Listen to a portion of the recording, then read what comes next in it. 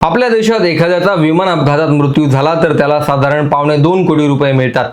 त्यात जर संबंधित विमान कंपनीची चूक असेल तर ही रक्कम वाढत जाते। तसंच रेल्वे आणि बस अपघातातील मृतांच्या वारसाला मिळणारी मदत ही 5 ते 8 लाख रुपये आहे, जी चूक कुणाची आहे यानुसार वाढू शकते।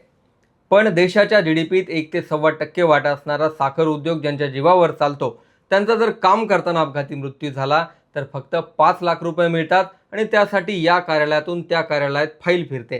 परिणामी ती वर्षानुवर्षे तशीच पडून राहते। जीव एकच आहे, मात्र त्याची किंमत वेगवेगळी आहे। बीड जिल्ह्यातला ऊसतोड मजूर गणेश डोंगरेचा मृत्यू झाल्यानंतर तर कारखान्याने एवढी दानत दाखवली नाही की त्याने जी उचल घेतली ती माफ करण्याचा निर्णय घ्यायलाही कारखाना धजावला नाही। एवढंच काय, पण या मजुराचा मृत्यू झाल्यानंतर त्याला घरी आणण्यासाठी रुग्णवाहिका करण्यापासून ते सगळे सोपस्कार करण्यासाठीही कुटुंबाला धडपड करावी लागली आणि कुटुंबाच्या ज्या मागण्या आहेत त्या मान्य करा या मागणीसाठी कारखाना काही तासांसाठी बंद पाडावा लागला। ऊसतोडीसाठी आपलं गाव सोडून गेलेल्या या मजुरांचं आयुष्य किती खडतर आहे ते काही दिवसांपूर्वी आम्ही कोयता या डॉक्युमेंटरीमधून दाखवलं होतंच। पण एवढं खडतर जगूनही देशात वर्षाला 1.3 लाख कोटींचा टर्नओव्हर करणारा साखर उद्योग ज्या मजुरांच्या जीवावर चालतो, त्या मजुरांसाठी नेमक्या सुविधा काय आहेत? या मजुरांचा जर अपघाती मृत्यू झाला तर यांना खरंच सरकारी किंवा कारखान्याकडून मदत मिळते का? आणि त्या 14 फाईल ज्या अजूनही मंजुरीसाठी पडून आहेत त्यामागचं कारणही मी या व्हिडिओत सांगणार आहे। नमस्कार, मी विशाल, तुम्ही पाहताय story.com। ऊसतोड कामगार आणि त्यांच्या मुलांच्या शिक्षणाचे प्रश्न सुटावे यासाठी 2019 मध्ये युती सरकारने गोपीनाथ मुंडे ऊसतोड कामगार महामंडळाची स्थापना केली। मात्र हे महामंडळ नामधारीच राहिलं, कारण कोणताही निधी सरकारने या महामंडळासाठी दिला नव्हता। कारखान्यांकडून टनामागे 10 रुपये घ्यायचे आणि त्यातून जो निधी जमा होईल त्यातून ऊसतोड कामगारांसाठी खर्च करायचं असंही धोरण होतं। या महामंडळाच्या आधी साखर शाळा किंवा अपघाती निधनानंतर जी मदत दिली जायची त्याची जबाबदारी कारखान्यांवर असायची। मात्र सरकारला टनामागे 10 रुपये द्यायला सुरू केल्यानंतर कारखान्यांनी या सगळ्या जबाबदाऱ्यांमधून स्वतःला वेगळं करून घेतलं। परिणामी किती कारखाने नियमित मदत देतात, त्यातून आतापर्यंत किती निधी जमा झालाय आणि किती खर्च केलाय याची कोणतीही आकडेवारी समोर येत नाही। ही आकडेवारी सर्वसामान्यांनाच काय, पण चळवळीत काम करणाऱ्या कार्यकर्त्यांनाही दिली जात नाही, असं काही दिवसांपूर्वी कोयता या story.comच्या डॉक्युमेंटरीत बोलताना सामाजिक कार्यकर्ते हिरंबक कुलकर्णी यांनी सांगितलं होतं। खरं तर ऊसतोड कामगार महामंडळामार्फत मजुरांसाठी अपघात विमा, त्यांच्या पाल्यांत शिक्षण आणि वेगवेगळ्या कल्याणकारी योजना आखणं गरजेचं आहे। हे मजूर कारखान्यावर उघड्यावर राहतात, त्यांना कोणतीही सुरक्षा नसते। या मजुरांच्या कुटुंबातील महिला आणि मुलींच्या सुरक्षेची, आरोग्याची कोणतीही खबरदारी घेतलेली नसते। यांची मुलं कारखान्यावर जातात आणि अक्षरशः रामभरोसे असतात। अशा अनेक प्रश्नांवर या महामंडळाकडून काम होणं गरजेचं होतं, मात्र त्याकडे लक्ष द्यावं असं आतापर्यंत कोणालाही वाटलं नाही।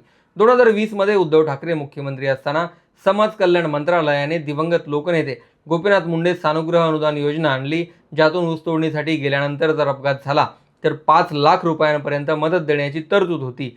मात्र मार्च 2024 मध्ये एक GR आला, ज्याने या मदतीलाही ब्रेक लागला। सध्या 14 अशी प्रकरणं आहेत ज्यांचा मृत्यू होऊनही त्यांना आजपर्यंत कोणतीही मदत भेटलेली नाही आणि त्यांचे वारस कधी जिल्हाधिकारी कार्यालय तर कधी समाज कल्याण कार्यालयात चक्रा मारतात।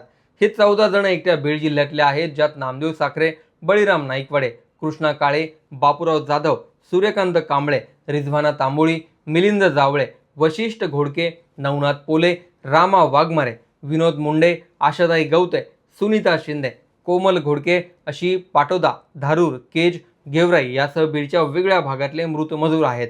गेल्या वर्षी मार्च महिन्यात जिल्हाधिकाऱ्यांच्या समितीने या 14 जणांच्या फाईल मंजूर करून गोपीनाथ मुंडे ऊसतोड मजूर महामंडळाकडे पाठवल्या। मात्र या फाईल अजूनही तशाच धुळकात पडल्यात। यावर महामंडळाचं म्हणणं आहे की हे सगळे मृत्यू GR येण्याच्या आधीचे आहेत आणि त्यावर सरकारने निर्णय घेणं गरजेचं आहे। खरं तर आतापर्यंत 67 जणांना प्रत्येकी 5 लाखांची मदत महामंडळाकडून 2020 नंतर मिळाली आहे। मात्र मार्च 2024 मध्ये एक निकष सांगणारा GR आला की कोणत्या परिस्थितीत मृत्यू झाला असेल तर त्यात वारस पात्र असतील। यात मग सर्पदंश, गंभीर आजार किंवा अपघाती मृत्यू असे वेगवेगळे निकष देण्यात आले। पण महामंडळाने या निकषांनाच नवा GR मानलं आणि 2024च्या आधी झालेले मृत्यूही GRच्या आधीचे मृत्यू ठरवून हात वर केले गेले। 2020ला या मदतीचा GR काढला गेला आणि त्यानंतर सातत्याने ही मदत मिळत होती। पण 14 कुटुंब तांत्रिक गोष्टीत अडकले, ते वर्षभरानंतरही तसेच आहेत। 2020ला धनंजय मुंडे यांनी समाज कल्याण मंत्री असताना पुण्यात कार्यक्रम घेऊन या GR बद्दलची माहिती दिली होती आणि त्यांच्याकडे समाज कल्याण खातं असताना आलेली फाईल तातडीने मंजूर करून निधी वितरित केला जायचा। त्यावेळी समाज कल्याण विभागाचे सचिवही तत्पर होते आणि मजुरांची त्यांना बऱ्यापैकी जाणीव होती। मात्र गेल्या काही वर्षांपासून या खात्याला सतत ऊसतोड मजूर आणि त्यांच्या आयुष्याशी कसलाही संबंध नसलेले मंत्री आणि सचिव मिळतात आणि परिणामी याकडे पाहण्यासाठी कोणालाही वेळ नाही। रस्ते अपघात झाला तर मोटार वाहन विमा अपघात प्राधिकरणात जाऊन तातडीने मदत मिळवता येते। मात्र ऊसतोड मजूर हा स्वतःच्या उदरनिर्वाहासाठी संघर्ष करणारा घटक आहे आणि यांना ना कसलं प्राधिकरण माहिती आहे ना कोर्टात जाण्यासाठी पैसे आहेत। ऊसतोड मजूर गेल्या कित्येक वर्षांपासून सरकारी मदतीपासून कायम वंचित आहेत आणि त्यांच्यासाठी स्वतंत्रपणे काम करता यावं यासाठी महामंडळाची घोषणा झाली। पण या महामंडळाचं नियंत्रण अशा सचिवांच्या आणि अशा मंत्र्यांकडे आहे ज्यांना या वर्गाविषयी कसली सहानुभूती नाही किंवा तातडीने काम मार्गी लावण्याची इच्छाशक्ती नाही। गेल्या वर्षभरापासून समितीची बैठक नाही, यावरूनच या ऊसतोड मजुरांचे प्रश्न किती गांभीर्याने घेतले जातात याची जाणीव होते। प्रश्न या 14 जणांचा असला तरी खरा प्रश्न आहे तो या घटकाकडे पाहण्याच्या मानसिकतेचा। यावर तुमचं मत कमेंटमध्ये जरूर लिहा।